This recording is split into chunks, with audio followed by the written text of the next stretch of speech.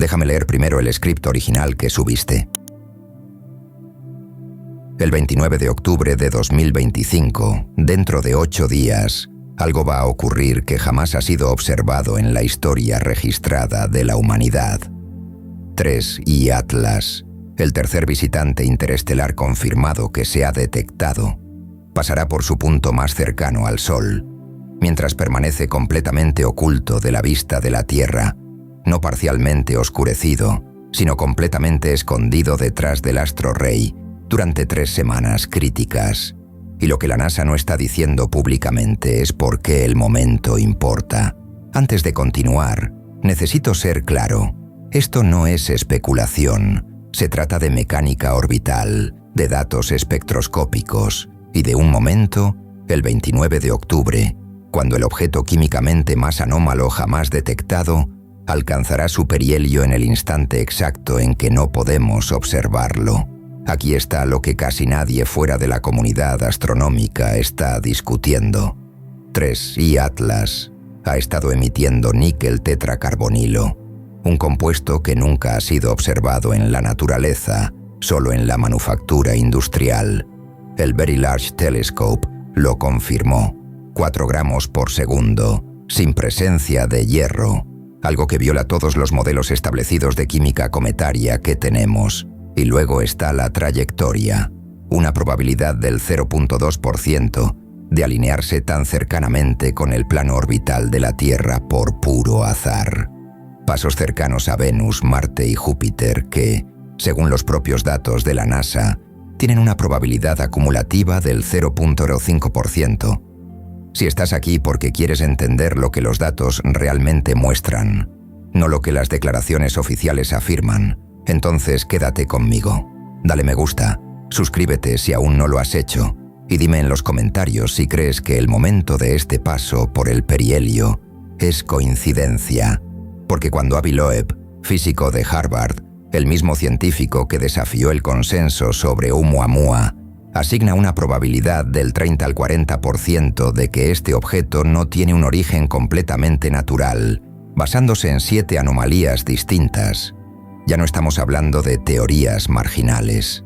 Estamos hablando de improbabilidades estadísticas compuestas, de un chorro que apunta hacia el Sol y desafía la física estándar de los cometas, de emisiones de níquel que coinciden con perfiles de aleaciones industriales, de un periodo de oscurecimiento de 3 semanas que comienza en 48 horas, y para el 15 de diciembre, cuando 3I Atlas haga su aproximación más cercana a la Tierra, a 170 millones de millas, sabremos si esas conversaciones susurradas en los departamentos de astronomía alrededor del mundo estaban justificadas.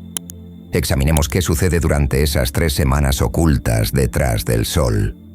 Capítulo 1. El objeto que no debería ser tan masivo. A finales de septiembre de 2025, un artículo apareció en el servidor de preimpresión Arhaz-Sif, con un título poco notable: Análisis astrométrico y fotométrico del objeto interestelar 3I Atlas. El documento detallaba observaciones compiladas de 227 observatorios en todo el mundo, más de 4.000 mediciones individuales de posición tomadas a lo largo de 3 meses. Dentro de ese análisis técnico había un número que alteró fundamentalmente la conversación alrededor de este objeto.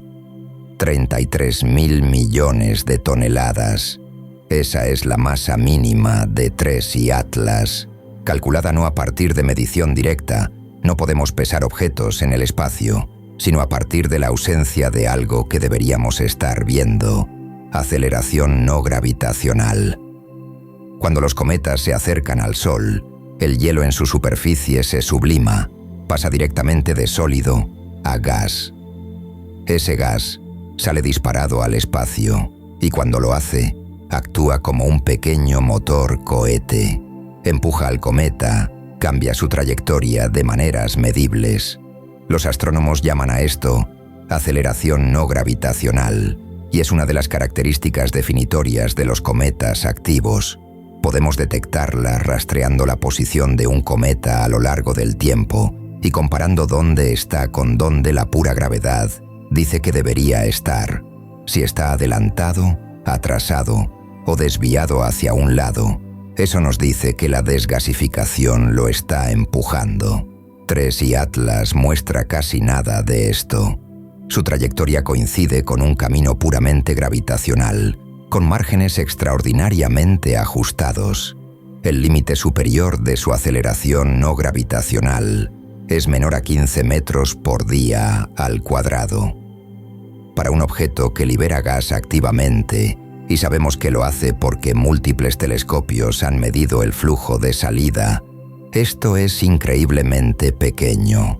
La única explicación consistente con las observaciones es que el objeto es tan masivo que el empuje de la desgasificación no lo mueve de manera medible, como intentar empujar un portaaviones con una manguera de jardín. La fuerza existe, pero la masa es demasiado grande para que la aceleración sea detectable. Así que hicieron las matemáticas. Dada la tasa de pérdida de gas observada de aproximadamente 150 kilogramos por segundo, medida por el telescopio espacial James Webb el 6 de agosto, y dada la ausencia de aceleración no gravitacional detectable, ¿cuál es la masa mínima que podría tener este objeto? 33.000 millones de toneladas. Y si asumes que está hecho de roca y hielo con una densidad similar a otros cometas, entre 0,5 y 0,9 gramos por centímetro cúbico, puedes calcular un diámetro mínimo. La respuesta resulta ser más de 5 kilómetros, posiblemente significativamente más dependiendo de la estructura interna y la composición. Para dar contexto, los dos objetos interestelares confirmados previos, 1I Oumuamua, descubierto en 2017, y 2I Borisov, descubierto en 2019, eran pequeños. Oumuamua tenía quizás 200 metros en su parte más ancha. Borisov probablemente medía menos de 1 kilómetro de diámetro. Ambos eran trozos modestos de material, exactamente lo que esperarías de escombros expulsados de sistemas planetarios, distantes durante su formación. TRES y Atlas es de 3 a 5 órdenes de magnitud más masivo que cualquiera de ellos, un factor de 1000.000 a 100.000 veces más pesado. Esto crea un problema estadístico difícil de resolver solo con explicaciones naturales. Los objetos en el espacio siguen una distribución de ley de potencia. Por cada objeto grande, hay exponencialmente más pequeños. Si hay una roca de 10 kilómetros vagando por el espacio interestelar, debería haber cientos de rocas de 1 kilómetro, miles de rocas de 100 metros, millones de rocas de 10 metros. Los números explotan mientras más pequeño vas. Este patrón aparece en todas partes en la naturaleza. Es como se distribuyen los tamaños de cráteres en la Luna. Es como se organizan las magnitudes de los terremotos. Es como están estructuradas las poblaciones de asteroides en nuestro propio sistema solar. Las cosas grandes son raras. Las cosas pequeñas son comunes. El universo no fabrica tantas montañas como guijarros. Basándose en modelos de formación planetaria y estimaciones de cuánto material rocoso es expulsado de los sistemas estelares durante el desarrollo planetario, los astrónomos pueden calcular aproximadamente con qué frecuencia deberíamos esperar que objetos interestelares de varios tamaños pasen por nuestro sistema solar. Para algo en el rango de 5 a 10 kilómetros, la tasa esperada es aproximadamente una vez cada 1000 años, quizás una vez cada varios miles de años, dependiendo de suposiciones sobre la densidad del material interestelar y la eficiencia de los procesos de formación planetaria. Hemos estado buscando sistemáticamente objetos interestelares durante aproximadamente una década de búsqueda, y encontramos una de las clases de tamaño más raras posibles. Avi Loeb ha descrito esto como el problema del presupuesto de masa. Simplemente no hay suficientes escombros rocosos flotando en el espacio interestelar, al menos según nuestros modelos actuales, para que estemos encontrando objetos masivos tan rápidamente, a menos que nuestros modelos estén fundamentalmente equivocados o que este objeto en particular represente algo distinto al material planetario expulsado al azar. Pero hay otra interpretación del número de 33.000 millones de toneladas, una que requiere pensar en la masa en términos de estructura, en lugar de material a granel. Si estuvieras diseñando un vehículo capaz de viajar entre sistemas estelares durante millones de años, no lo construirías como un trozo sólido de roca. Eso sería imposiblemente pesado, requeriría una energía enorme para acelerar y desacelerar. Construirías un caparazón, un marco estructural delgado con un vasto volumen interior vacío. Así es como funciona cada vehículo de larga distancia que la humanidad haya construido, desde barcos hasta aviones y naves espaciales. Fuerza a través de la geometría, no a través del volumen. Una esfera hueca de 10 kilómetros de diámetro con paredes de solo unos metros de espesor, fabricada con materiales de aleación de alta resistencia, podría tener fácilmente una masa en el rango de decenas de miles de millones de toneladas, mientras permanece principalmente vacía por dentro. Y algo así, si estuviera cubierto por miles de millones de años de acumulación de polvo interestelar, una capa de hielo y material rocoso agregado lentamente a medida que se desliza a través del espacio. Se vería desde el exterior exactamente como un cometa. La química de la superficie reflejaría lo que se ha adherido a lo largo de eones, no lo que hay debajo. El comportamiento de desgasificación reflejaría ese recubrimiento superficial sublimándose, no la estructura interna. Y la masa seguiría siendo enorme, mucho mayor de lo que la apariencia exterior sugeriría. Comparte este viaje con quien necesite entender que el cosmos guarda secretos más allá de nuestra comprensión inmediata. Esto no es especulación salvaje. Es un ejercicio de pensamiento sobre lo que la masa implica si no asumes composición uniforme. Si piensas en TRES y Atlas como potencialmente algo con densidad variable, con regiones de baja densidad en el interior y regiones de mayor densidad cerca de la superficie, los números comienzan a comportarse de manera diferente. La masa permanece igual, la distribución cambia, y la distribución importa enormemente para cómo interpretamos lo que estamos viendo. Nadie está afirmando que esto sea lo que TRES y Atlas es. La hipótesis más conservadora, y la que la mayoría de los astrónomos favorecen, es que es simplemente un cometa grande de otro sistema estelar, inusual en tamaño, pero no en naturaleza. Pero el punto es que los datos de masa no descartan interpretaciones alternativas y, en algunos aspectos, esos datos son más fáciles de explicar si permites estructuras internas complejas en lugar de composición monolítica. Cuando un objeto desafía expectativas estadísticas tan dramáticamente, 1000 a 100.000 veces más masivo que los visitantes interestelares anteriores, apareciendo durante la primera década de búsqueda sistemática, vale la pena considerar si podríamos no estar mirando una muestra aleatoria de escombros interestelares, sino algo que se destaca precisamente porque no es representativo del fondo.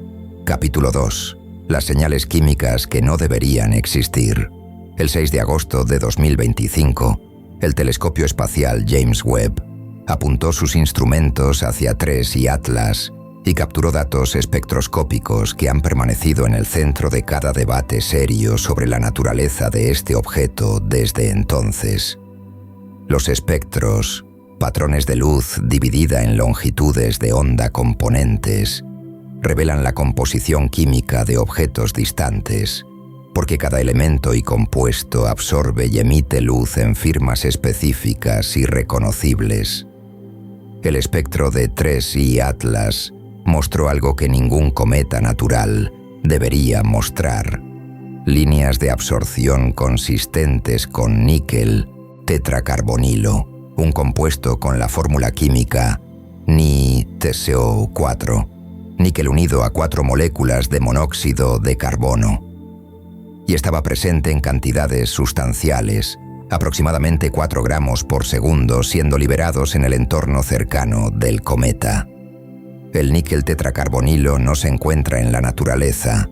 Nunca se ha detectado en ningún cometa, asteroide, luna o planeta.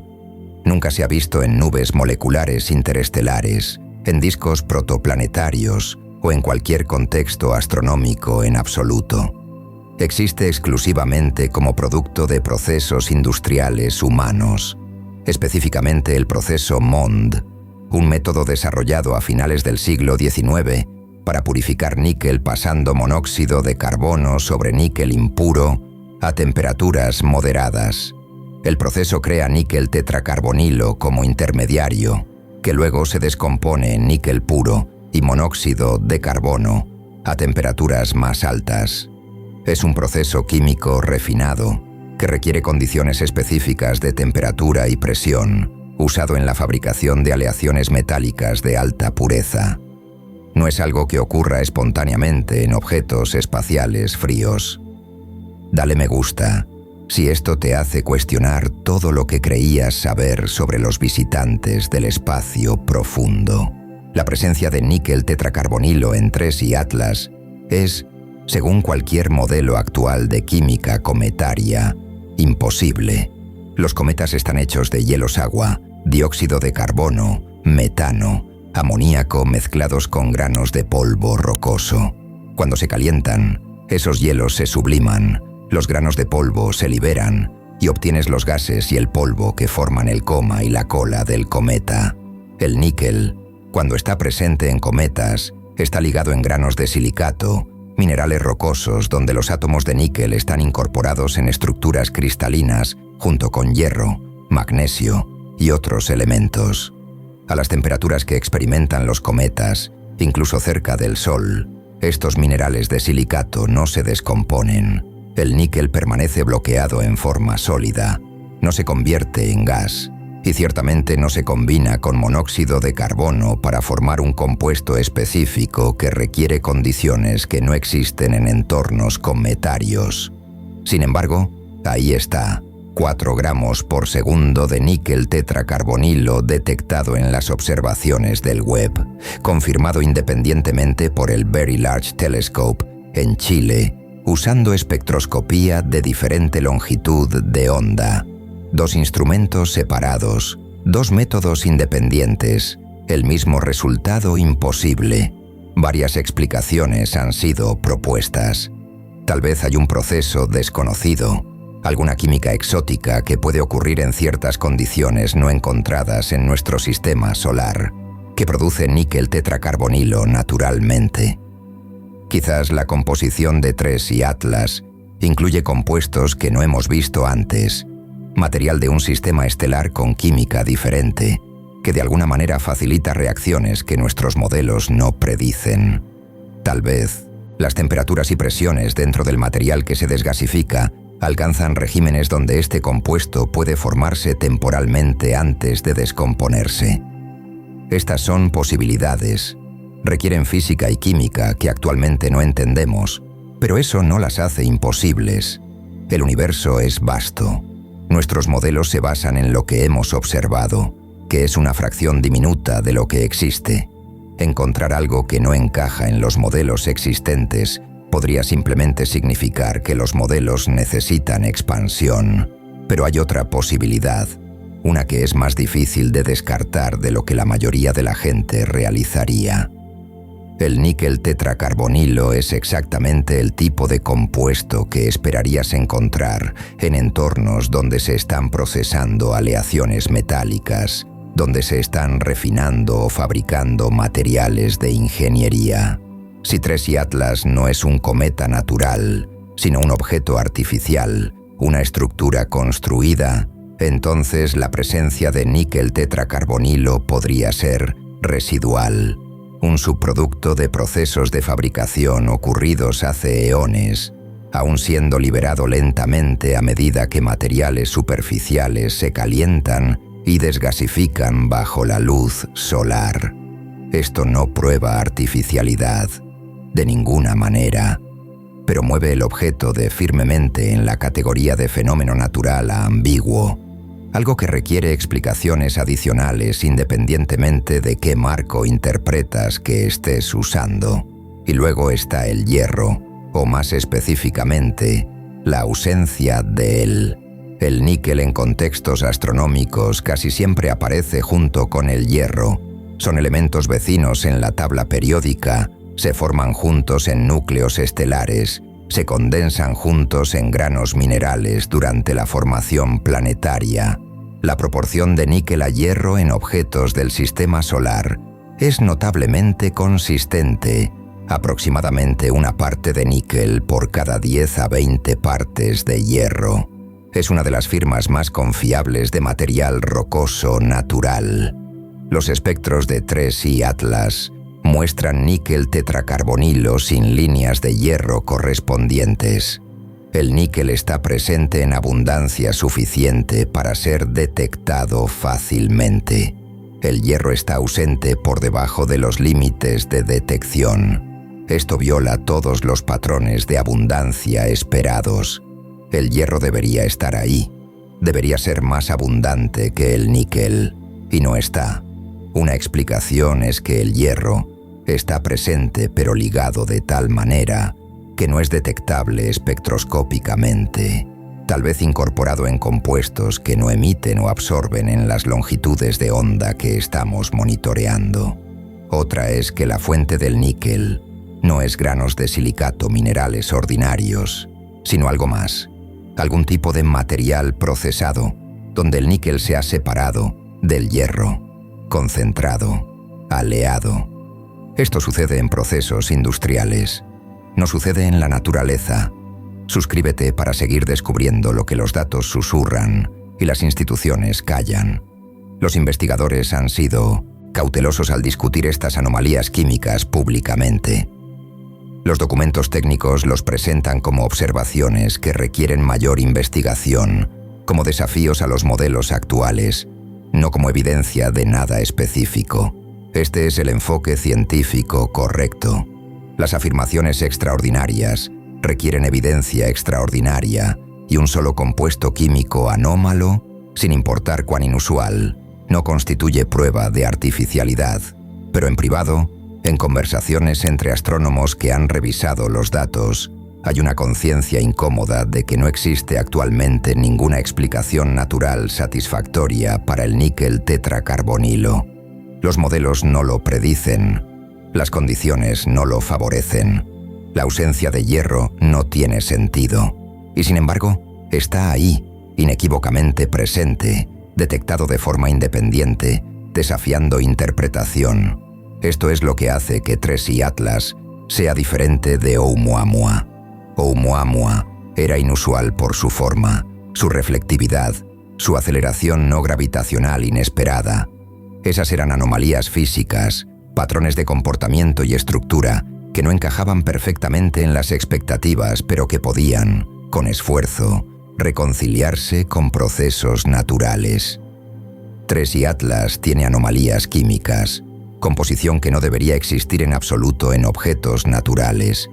Esa es una categoría diferente de extrañeza, una más difícil de explicar, más difícil de ignorar. Capítulo 3. El chorro que apunta al lugar equivocado.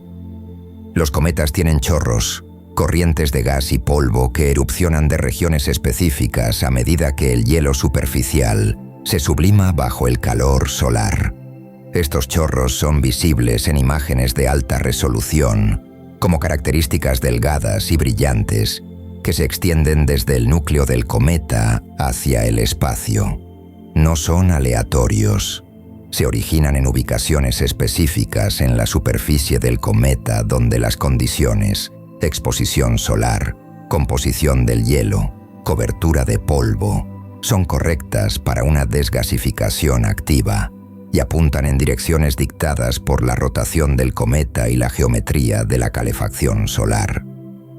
La dirección del chorro importa porque afecta la aceleración no gravitacional. Cuando el gas sale del cometa ejerce fuerza y esa fuerza empuja al cometa en la dirección opuesta, como un cohete.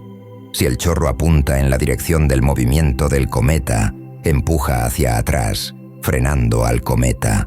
Si apunta hacia un lado, empuja lateralmente, alterando el camino del cometa. Los astrónomos usan la dirección y el tiempo de los chorros para entender la rotación de los cometas, mapear su actividad superficial, predecir cómo evolucionará su trayectoria. Para TRES y Atlas, las observaciones del telescopio espacial Hubble durante julio y agosto de 2025 identificaron un chorro prominente, un chorro primario produciendo la mayor parte de la actividad visible. Este chorro apunta casi directamente hacia el Sol, no hacia atrás, lejos del Sol, no de lado, sino hacia el Sol. Esto no debería suceder. La física de los cometas es sencilla. El Sol calienta la superficie. El lado que mira al Sol se calienta más. El hielo en ese lado sublima más rápidamente. Los chorros se originan en el lado diurno, la región frente al Sol. Y debido a que están en el lado diurno, su dirección natural es hacia afuera, lejos del Sol, siguiendo la luz solar entrante que los creó. Puedes tener chorros que apunten algo de lado si el cometa está rotando, porque diferentes partes de la superficie rotan hacia y desde la luz solar. Pero un chorro que apunta directamente al Sol significa que está originándose en el lado nocturno, la región de sombra no calentada por la luz solar directa o de alguna región cerca del terminador, el límite entre día y noche, y apuntando de vuelta hacia la fuente de calor. Esto viola las expectativas básicas de cómo funcionan los cometas. Han sido propuestas varias explicaciones. Quizás el cometa tiene un periodo de rotación inusual, girando de tal manera que la región que ahora es el lado nocturno fue calentada recientemente y aún está liberando gas almacenado de debajo de la superficie. Tal vez hay calentamiento interno, energía térmica de la desintegración radioactiva o calor residual de cuando el objeto se formó, que calienta el interior e impulsa la desgasificación desde regiones que no están directamente iluminadas por el Sol. Posiblemente la geometría del núcleo, su forma, crea efectos de sombra y reflexión que concentran el calentamiento en ubicaciones inesperadas. Estas son posibles. Cada una requiere suposiciones sobre la estructura interna, la historia térmica o la forma del cometa que no podemos verificar directamente. Y cada una tiene dificultades para explicar por qué el chorro es tan fuerte, tan consistente, tan claramente dirigido. Luego está la interpretación alternativa. Si TRES y Atlas no es un objeto inerte calentado pasivamente por el Sol, sino algo con procesos internos activos, con generación de energía interna, con mecanismos que controlan la liberación de material, entonces un chorro dirigido que apunta hacia el Sol no es anómalo en absoluto. Es exactamente lo que esperarías si el objeto está dirigiendo deliberadamente material en una dirección específica para propósitos de gestión de trayectoria. Un chorro que apunta hacia el Sol empuja al objeto lejos del Sol. Eso es propulsión, control de trayectoria básico. Si quieres ralentizar tu enfoque al Sol, evitar acercarte demasiado, ajustar tu trayectoria de salida, disparas material hacia adelante, hacia el Sol, y la fuerza reactiva te empuja hacia atrás. Esto no es especulación salvaje, es mecánica orbital. Cada nave espacial que la humanidad ha enviado al espacio profundo usa propulsión para ajustar trayectorias, lanzar material en una dirección para cambiar tu camino. Es física de cohetes 101. La pregunta no es si tal cosa es posible. La pregunta es si hay alguna razón para creer que un objeto natural estaría haciendo esto versus un sistema diseñado, ejecutando una maniobra planificada. El chorro dirigido hacia el Sol de TRES y Atlas ha sido documentado en múltiples observaciones. No es un artefacto de medición, no es temporal. Es una característica persistente, estable a lo largo de semanas de observación, produciendo salida medible en patrones consistentes, y no tiene una explicación natural satisfactoria dentro de los modelos cometarios actuales. Esto lo coloca junto con el níquel tetracarbonilo y la masa de 33.000 millones de toneladas en la categoría de características que son individualmente explicables con suficiente creatividad, pero que colectivamente comienzan a formar un patrón de anomalías que es más difícil de explicar todas, a la vez que cualquiera de ellas individualmente. Cuando un objeto muestra una característica inusual, se llama interesante. Cuando muestra 2, merece atención. Cuando muestra 3, 4, 5, comenzando hasta alcanzar el punto donde descartarlas todas como coincidencias requiere más esfuerzo que considerarlas como potencialmente relacionadas. Y cuando alguien como Avi Loeb, quien tiene credenciales científicas impecables, experiencia en astrofísica, un historial de publicaciones rigurosas, revisadas por pares, dice que las probabilidades de que este objeto sea completamente natural son del 60 al 70%, lo que significa que está asignando un 30 al 40% de probabilidad a algo más. Eso no es alarmismo. Esa es una evaluación cautelosa basada en datos. Comparte este descubrimiento con alguien que todavía mira las estrellas buscando respuestas. Capítulo 4. La trayectoria que desafía el azar.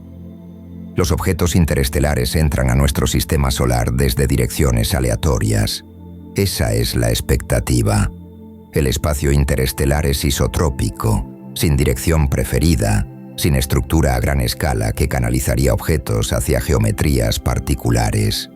Cuando algo cruza de otro sistema estelar al nuestro, su trayectoria refleja dónde se originó, cómo fue expulsado, qué encuentros gravitacionales experimentó durante su viaje. Estas trayectorias deberían estar distribuidas uniformemente en orientación, sin sesgo hacia ningún plano o ángulo particular. El sistema solar tiene un plano eclíptico, el plano aproximadamente plano donde orbitan los planetas. Es una característica de cómo se formó nuestro sistema, a partir de un disco giratorio de material que colapsó en el Sol y los planetas.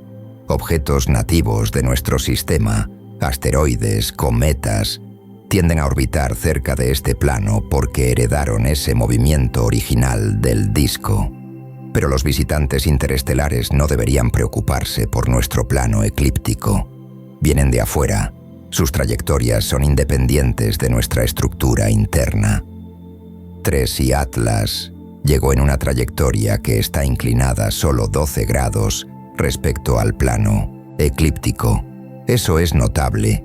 Oumuamua llegó en aproximadamente 122 grados de inclinación, casi perpendicular al plano eclíptico, lo que esperarías para algo que llega desde una dirección aleatoria.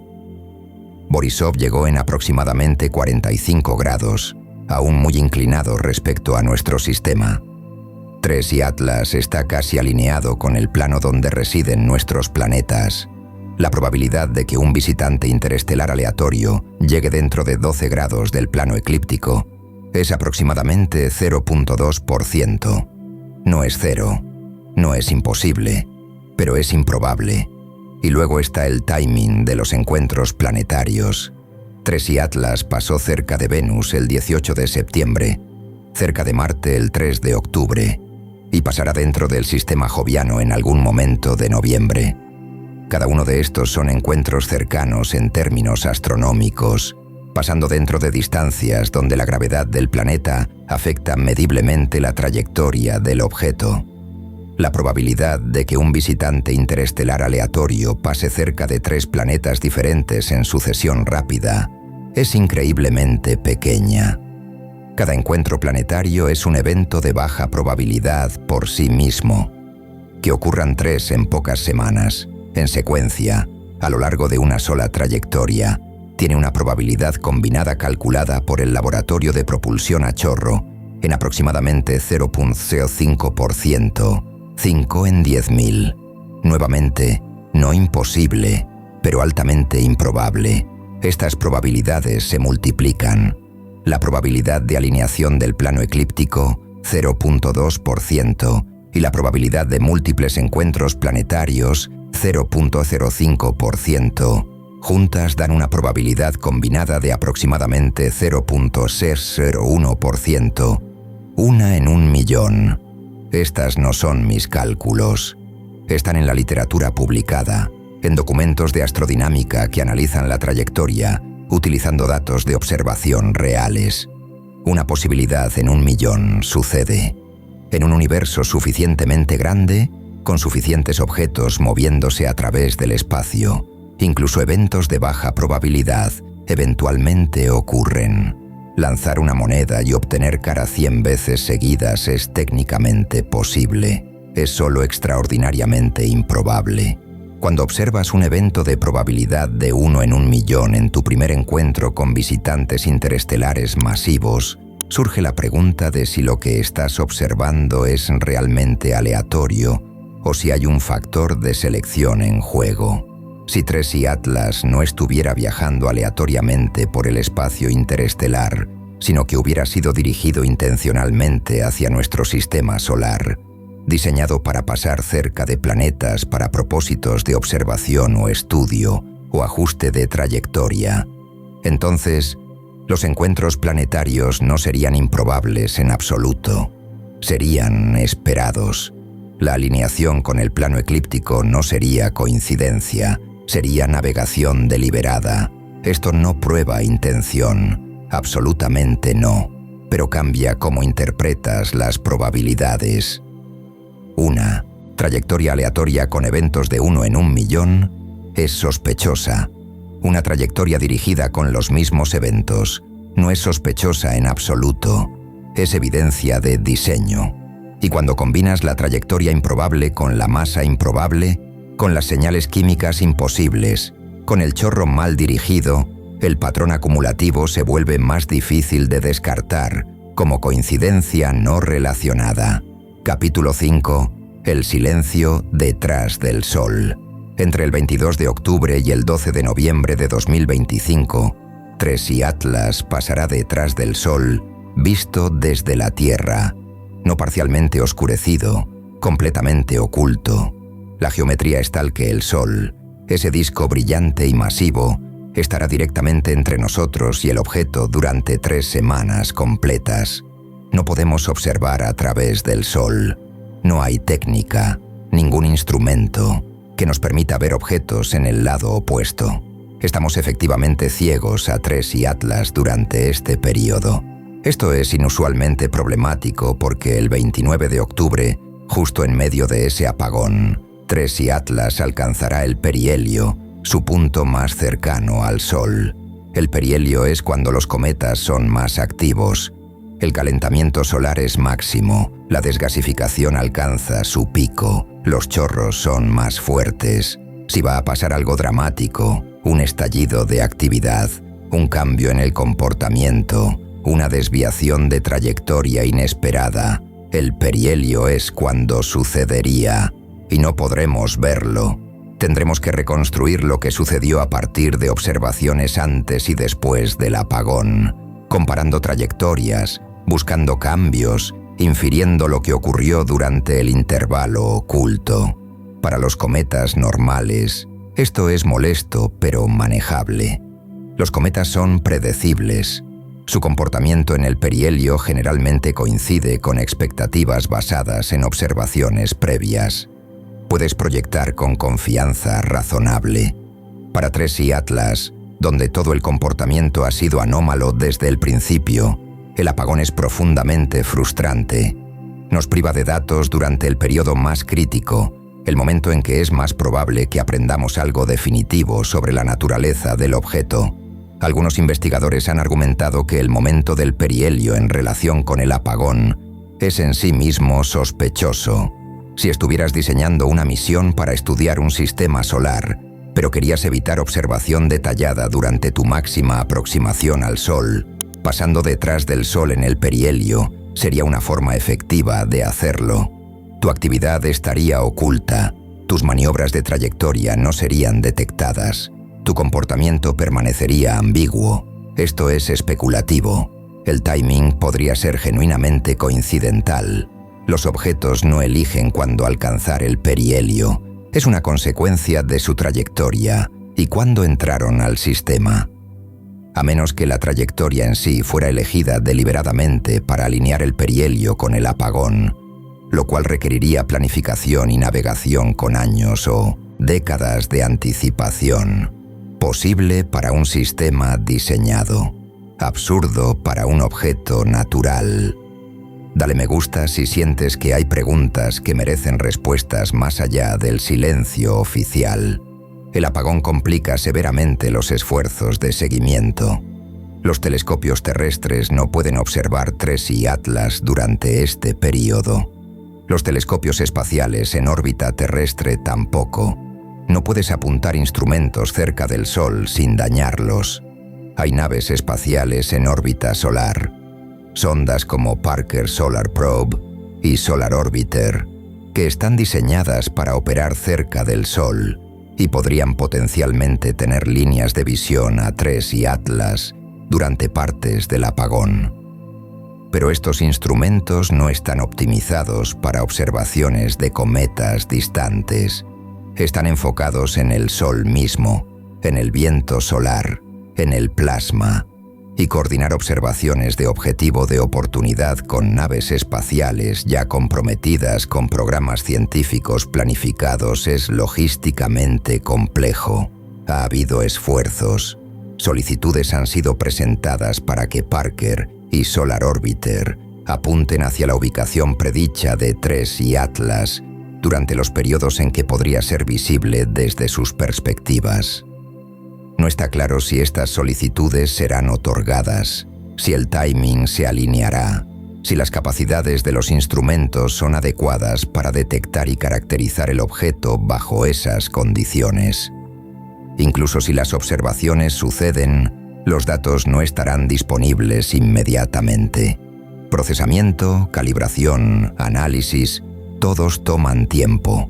Podríamos no saber lo que esas naves espaciales vieron, si es que vieron algo, hasta semanas o meses después del apagón. Entonces, durante 3 semanas, desde fines de octubre hasta mediados de noviembre, TRES y Atlas estará efectivamente más allá de nuestro alcance. Continuará su trayectoria, hará lo que sea que haga en el perihelio y emergerá del otro lado sin que hayamos presenciado lo que ocurrió durante el periodo más significativo de su viaje a través del sistema solar interior. Capítulo 6. Lo que sucede el 29 de octubre.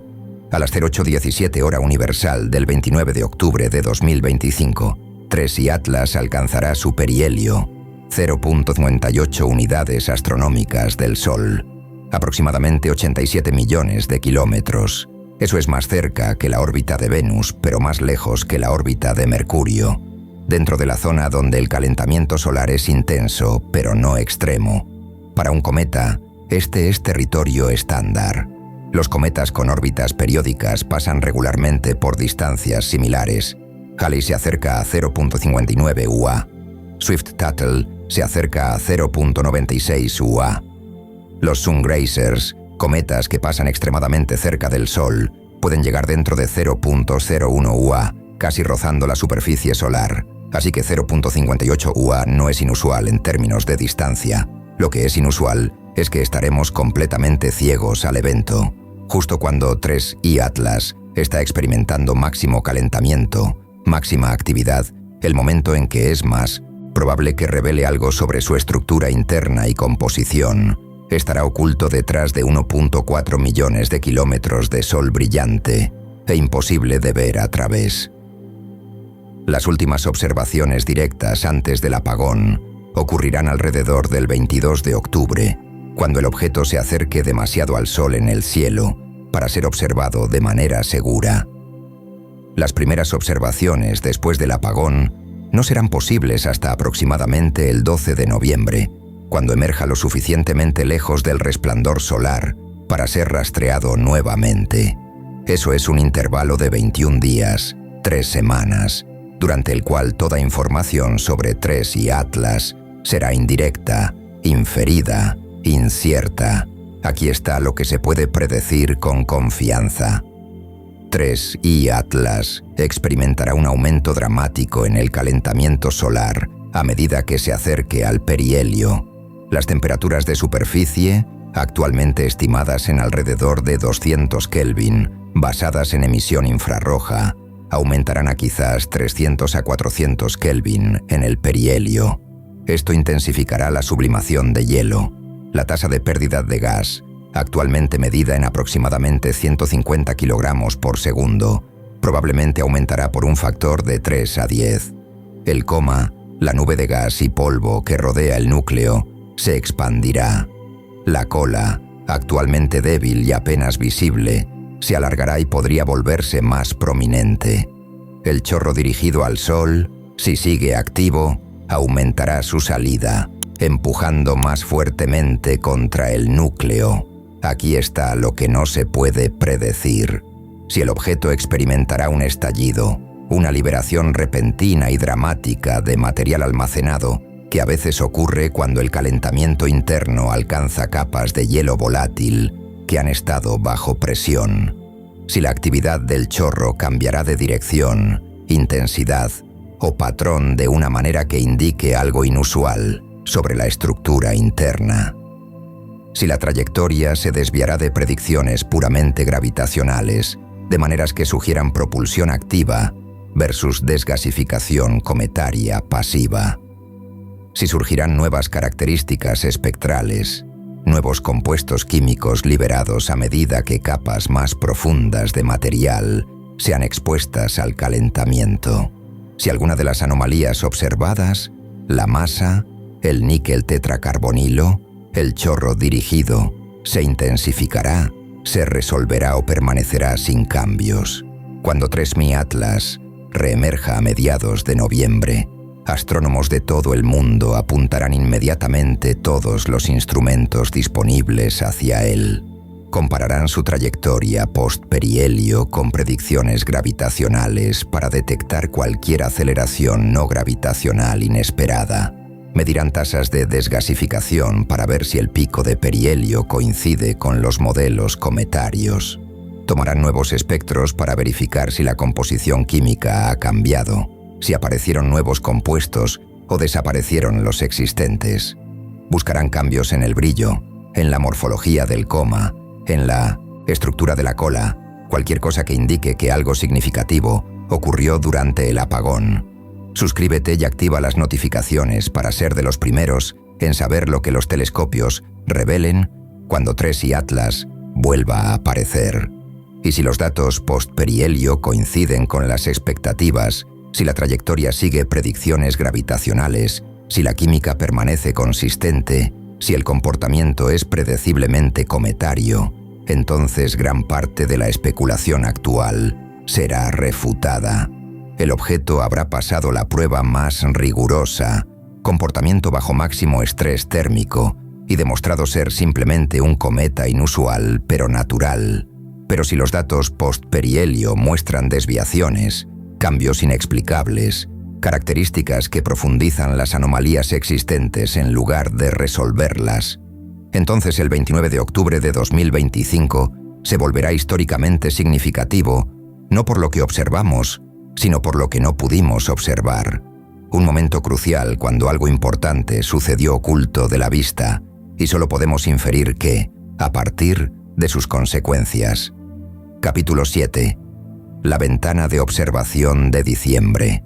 El 15 de diciembre de 2025, a aproximadamente las 14:22 hora universal, TRES y Atlas alcanzará su punto de máxima aproximación a la Tierra, 1.8 unidades astronómicas, aproximadamente 270 millones de kilómetros, alrededor de 170 millones de millas.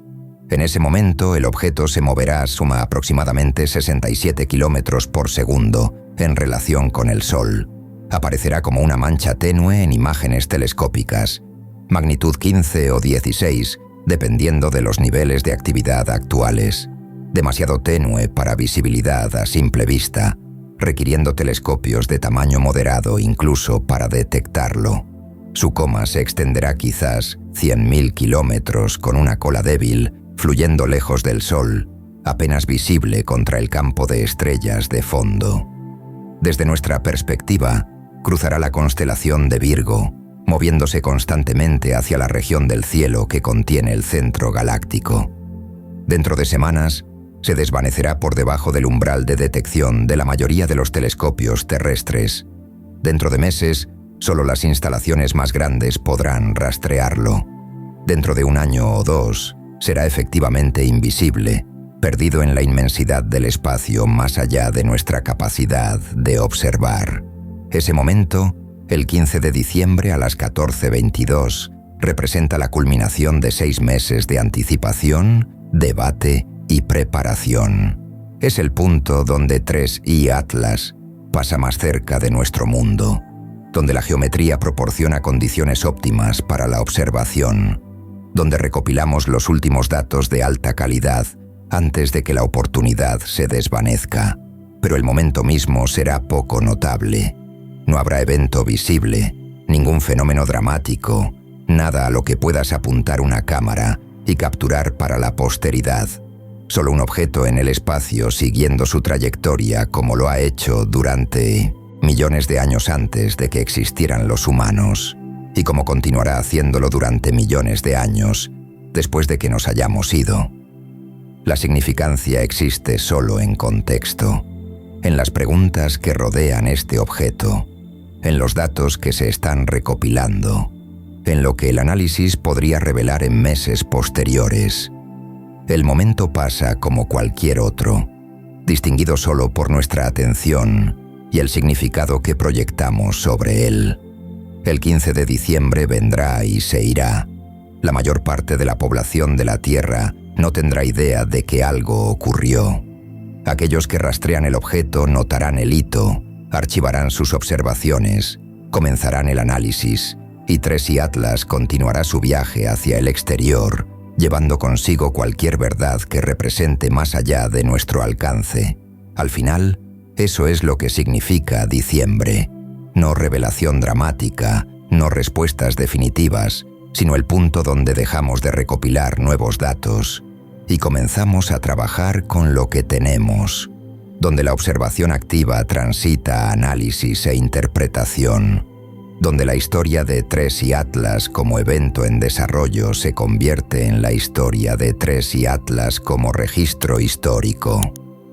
Lo que aprendemos de ese registro, si confirma la explicación natural o revela sorpresas que desafían nuestras suposiciones, no estará claro hasta meses después de que pase diciembre.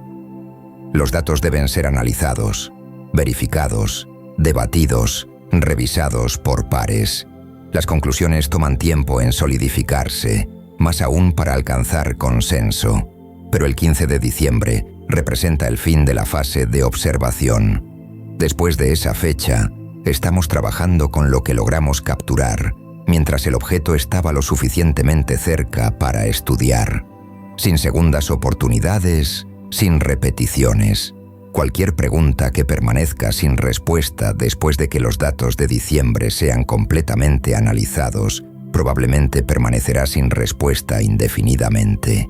Esa finalidad da forma a cómo los investigadores abordan las observaciones. Hay presión para ser exhaustivos, para recopilar cada medición posible, para asegurar que nada se pierda que podría resultar significativo más tarde.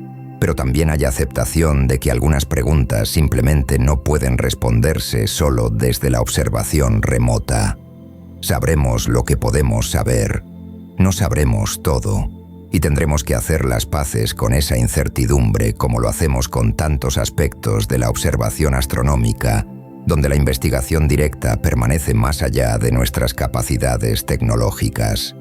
El 15 de diciembre de 2025, una fecha que podría volverse histórica, el momento en que la humanidad observó su encuentro confirmado más cercano con un visitante interestelar, o una fecha que será olvidada, solo otra observación de solo otro cometa que captó brevemente la atención antes de desvanecerse en los catálogos archivísticos, donde miles de otros objetos del sistema solar están documentados y en gran medida ignorados. Lo que se convierta depende completamente de lo que los datos revelen. Aquí es donde la historia hace una pausa, no termina. El objeto continúa su trayectoria. Las observaciones procederán según lo planeado. El análisis eventualmente producirá conclusiones, pero la narrativa debe pausarse aquí, en el umbral de diciembre, porque lo que viene a continuación depende de datos que aún no tenemos. 3 y Atlas podría resultar ser exactamente lo que la mayoría de los astrónomos esperan: un cometa grande, inusual pero en última instancia natural de otro sistema estelar. Las improbabilidades estadísticas serán explicadas como coincidencias que parecen significativas solo porque estábamos prestando atención. La masa se reconciliará con la composición a través de mejores modelos. La alineación de la trayectoria se archivará como una de esas ocurrencias improbables pero no imposibles que suceden ocasionalmente en un espacio muestral lo suficientemente grande. O podría resultar ser algo que desafía una categorización fácil. No obviamente artificial. Se necesitaría evidencia inequívoca como estructuras geométricas o transmisiones de radio para llegar a esa conclusión, pero lo suficientemente extraño como para que Cometa Natural no capture del todo lo que estamos observando. Un objeto que plantea más preguntas de las que responde, que deja a los investigadores debatiendo la interpretación sin alcanzar consenso. O, con probabilidad infinitesimal, podría resultar ser algo que nos obligue a reconsiderar nuestras suposiciones sobre lo que existe en nuestro vecindario cósmico. Algo cuyas características no pueden explicarse solo mediante procesos naturales. Algo que requiere reconocer la posibilidad, por incómoda que sea, de que no estamos mirando escombros de formación planetaria, sino un producto de diseño intencional. No lo sabemos.